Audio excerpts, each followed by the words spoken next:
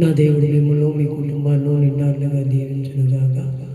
ఈ రోజంతా కూడా విజయవాడ ప్రార్థనా టీము 2020 ప్రార్థనా టీములో మేమందరం కూడా ఒక ప్రార్థన చేయడానికి ఆయన ఇచ్చిన కృపను బట్టి వందనాలు. ప్రార్థన చేసుకొని ముగించుకొని తదుపరి ఇలా మీతో కలుసుకొని కొన్ని మాటలు దేవుని మాటలు ప్రకటించడానికి ఆయనకు నేను ఎంతైనా రుణిస్తుంది. కాబట్టి మనమందరం కూడా ఆయన మాటలు వినేవాళ్ళంగా ఆయన మాటలు ప్రకటించే వాళ్ళంగా ఉన్నాం.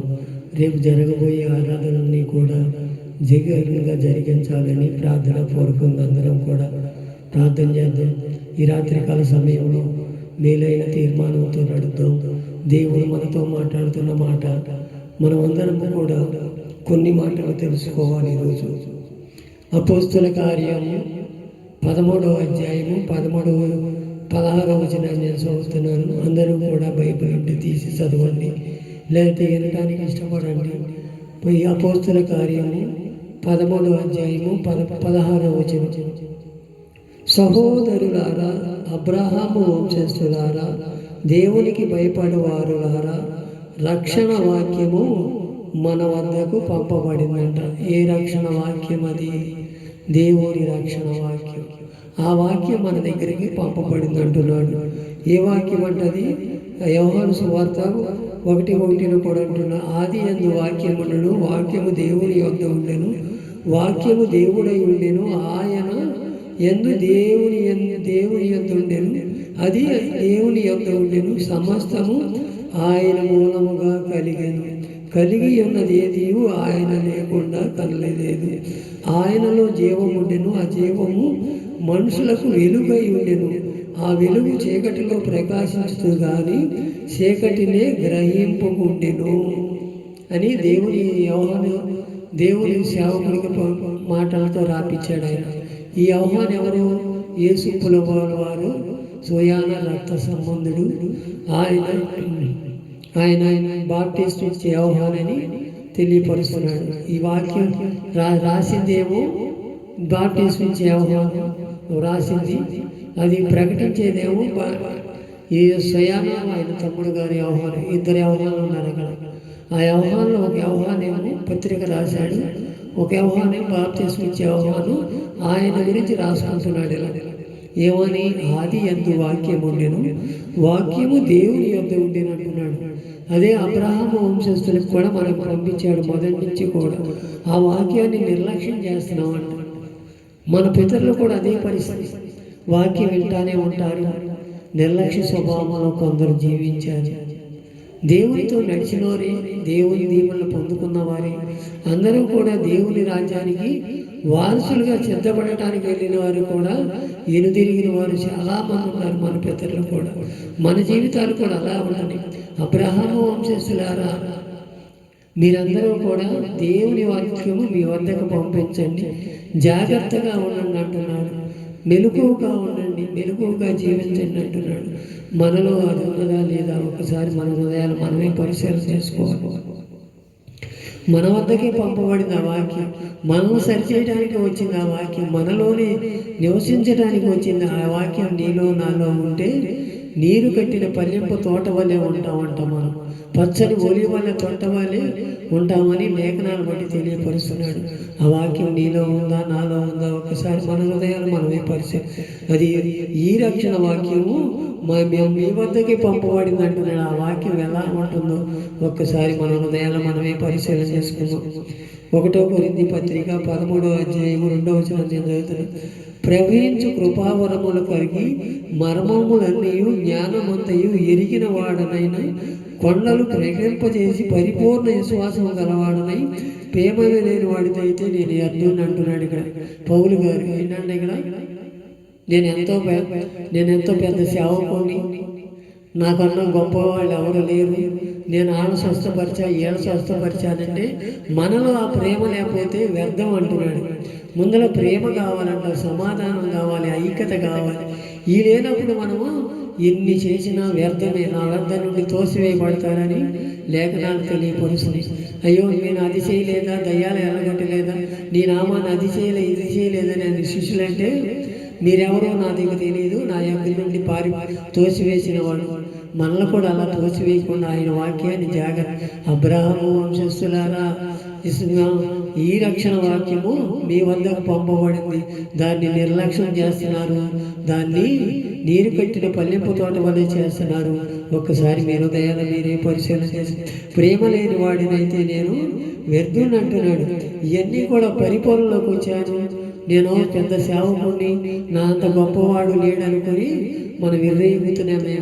ఒకసారి మన హృదయాన్ని మనమే పరిశీలన చేసుకోవాలి. ఈ రాత్రికాల సమయంలో సరైన తీర్మానం చేసుకుని ఆయన పాదాలు పట్టుకుని బతిమలాడయ్యా, నువ్వు ఆయన అన్నాడు, నరపుత్రుడా నువ్వు చక్కగా నిలబడు, నేను నీకేది కావాలంటే బోధిస్తాను అన్నాడు. మా సొంత మాటలుగా ఉన్న చేసుకుంటున్నాం మేము, సొంత ఆలోచనలు ఏమన్నా చేసుకుంటున్నాం మేము. ఒకసారి మన హృదయాలు మనమే పరిశీలన చేసుకోవాలి. మనం ప్రేమ లేని వాడమైతే అర్థం అంటున్నాడు, నీ కుటుంబంలో ప్రేమ లేకపోతే, నీ ఇరుగు పొరుగు వారిలో ప్రేమ లేకపోతే, నీ అన్నదమ్ములో ప్రేమ లేకపోతే నువ్వు వ్యర్థుడిగా అంటున్నాడు. ఎంటకెలిసి రక్షకెళ్ళమన్నాడు. మనం రక్షకి బయటికి వెళ్ళి నీతులు చెప్పేస్తాం. నా ఎంత తోడు లేడు, నేను ఆయన స్వస్థపరిచే, ఏళ్ళు బాగు చేశాను, నేను పెద్దయ్య గారి దగ్గర బాప్టిస్ట్ చేయి, నేను బీటెక్ చేసేయి, నేను బిషప్ని ఏదో చెప్తాం మనం. అవన్నీ వ్యర్థమైన ప్రేమ లేని వాకపోతే ఇవన్నీ వ్యర్థమైన అంటున్నాడు. నువ్వు బిషప్ చేస్తే నాకెందుకు, ఇంకో ప్రవర్తన అయితే నాకెందుకు, నిన్ను నేను తోసివేస్తానంటున్నాడు. ఆ వాక్యాన్ని అవలంబించయ్యా, నీ చిత్తంలో నేనుంటానయ్యా, నీ పాత సన్నిధిలో నన్ను నడిపించయ్యా, నువ్వేది పలకమంటే అది పలుకుతానయ్యా అని ఒక తీర్మానం చేసుకోగలిగితే నీ నోటికి నేను బోరై ఉంటానని వాగ్దానం చేసిన దేవుడు నమ్మకమైన వాడు కనుక మనం అలాంటి స్థితిలో ఉండాలని కోరుకుంటున్నాడు. మనల్నంట దేవదూతల భాషల వల్లే ఉండామంట. మనం అన్ని భాషలు మాట్లాడుతూనే ఉంటాం, మనలో ప్రేమ లేకపోతే వ్యర్థం. గొప్ప కృపావరం మనలో ఉంటాయి, ప్రేమ లేకపోతే వ్యర్థం. ఇవన్నీ కూడా ఎన్ని వరాలున్నా ఎన్ని చేసినా మనం దేవుని ప్రేమ కలగాలి, దేవునిలో మనం ప్రేమ కలిగి జీవించాలి, మన కుటుంబంతో మనం ప్రేమ కలిగి జీవించాలని లేఖనాల బట్టి తెలుస్తుంది. ఆ వాక్యాన్ని మనం నిర్లక్ష్యం చేస్తున్నామేమో. ప్రేమ లేని వాడివైతే వ్యర్థుడు, నన్ను తోసివేస్తానని ఈ వాగ్దానం పట్ల నెరవేర్చమని ప్రార్థన చేస్తాడు. అలాగే 1 కొరింథీ పత్రిక 14:1 కూడా అంటున్నాడు, ప్రేమ కలిగి ఉండుటకు ప్రయాసపడుడి, ఆత్మ సంబంధమైన వరములు ఆసక్తితో ఆపేక్షించండి, విశేషంగా మీరు ప్రవచనముల వరములు ఆపేక్షించండి అంటున్నాడు. ఎన్ని ప్రవచన వరములు ఉంటే మనకేంటి? మనలో ప్రేమ కావాలంటున్నాడు దేవుడు. ఆ ప్రేమ నీలో నాలో ఉందా? ప్రేమ లేకపోతే వ్యర్థుడు అంటున్నాడు. విశేషమైన ప్రేమ అవన్నీ ఇస్తానంటున్నాడు. నీలో ప్రేమ ఉంటే ఆసక్తితో ఆపేక్షించాలంటే విశేషంగా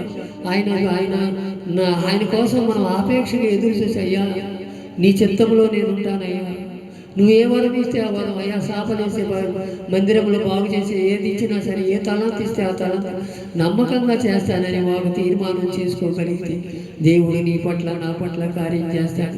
నేను పెద్ద ప్రసంగుడిని, నాకేంటిలే, నేను ఏది చెప్పినా చెల్లుద్ది అని మనం తీర్మానం చేస్తే దేవుని ఎదుటి నుంచి తోసివేయబడతాడు, నిత్యనాగిలోకి వెళ్ళిపోతామేమో.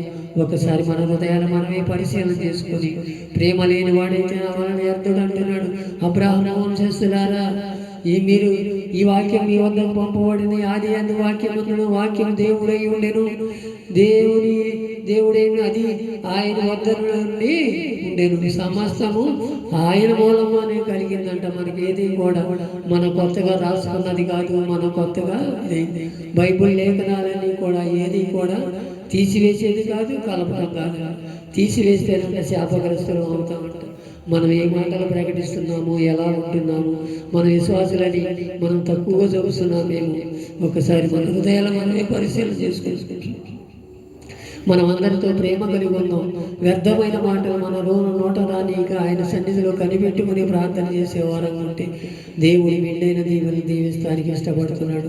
ప్రేమ లేకపోతే ఆత్మ సంబంధమైన వరములు ఆసక్తితో ఆపేక్షించండి, విశేషంగా మీ ప్రవచన వరములు ఆపేక్షించండి అంటున్నాడు. ఎప్పుడు దేవుని యందు ప్రేమ కలిగాను, లోకంతో మనం ప్రేమ కలిగి, మన కుటుంబంతో ప్రేమ కలిగి ఉండి, ఈ ప్రేమ కలిగి ఉన్నప్పుడే మనము ఇవన్నీ సాధ్యపడతాయి. మనం ఏది కూడా ప్రేమ లేనివాడు నావాడు కాదని ఎప్పుడో లేఖనాల ద్వారా తీసిపడుతున్నాడు. ఆయన ద్వారా తోసివేయబడకుండా ఆయన నిత్య నరకాగ్నిలో కాలిపోకుండా మనం ఆయన వరాలు పొందుకుందాం. నరపుతుడా, నువ్వు చక్కగా నిలబడవు, నేను నీ నోటికి బోరై ఉంటాను, నీకేది కావాలో అది బోధిస్తాను అంటున్నాడే. మన సొంత నిర్ణయాలు తీసుకుంటున్నామా? మన సొంత ఆలోచనలు తీసుకుంటున్నామా? ఒకసారి మన హృదయాలు మనమే పరిశీలన చేసుకోవాలి. ఈ రాత్రికాల సమయంలో అబ్రహాము వంశస్థులారా, దేవునికి భయపడి వారులారా, ఈ రక్షణ వాక్యము మీ వద్దకు పంపబడింది. జాగ్రత్త, జాగ్రత్త, జాగ్రత్త. దానిలో ఏది కూడా తీసివేసేది లేదు, ఏది కలిపేది లేదు. మీరు శాపం తెచ్చి పెట్టుకోవద్దు. నేను ఏది బోధియమంటే అది బోధిండి, మీరు ఏది చెప్పితే అదే వినండి. అప్పుడే మిమ్మల్ని మేలైన మార్గంలో నడిపిస్తానని వాగ్దానం చేస్తున్నాడు. స్థిరపడదామా? ఆయన మాటకు తలగుదామా? ఆయన పాదాలు పట్టుకుని బతిమలాడదామా? ఇప్పుడు వరకు అయ్యా నా మాటలు నేను పలికానేమో, నా ఇష్టం వచ్చినట్టు నేను మాట్లాడానేమో, అయ్యా నన్ను ఒకసారి దయతో క్షమించయ్యా, నా మాటల్లో ఏమైనా దోషం ఉందేమో, ఎవరినైనా మెప్పించలేకపోయానేమో, ఎవరినైనా సేదరించుకున్నానేమో, ఎవరినైనా అసహించుకున్నానేమో, దయతో నన్ను క్షమించయ్యా. నీ పాత సన్నిధికి వచ్చానయ్యా. నీ పాత సన్నిధిలో అయ్యా ప్రేమ లేని వాడైతే నా వాడు కాదంటున్నావు. ప్రేమ కలిగి జీవించటానికి నన్ను నీ కృపావరములు నాకు అనుగ్రహించయ్యా. నీ చిత్తంలో నేను ఉంటానయ్యా, నీ పాద సన్నిధిలో నేను ఉంటానయ్యా. ఈ రాత్రికాల సమయంలో సరైన తీర్మానం చేసుకొని మేలైన మార్గంలో నడిపించుకుందాం. మన జీవితాలు మనమే కట్టుకుందాం.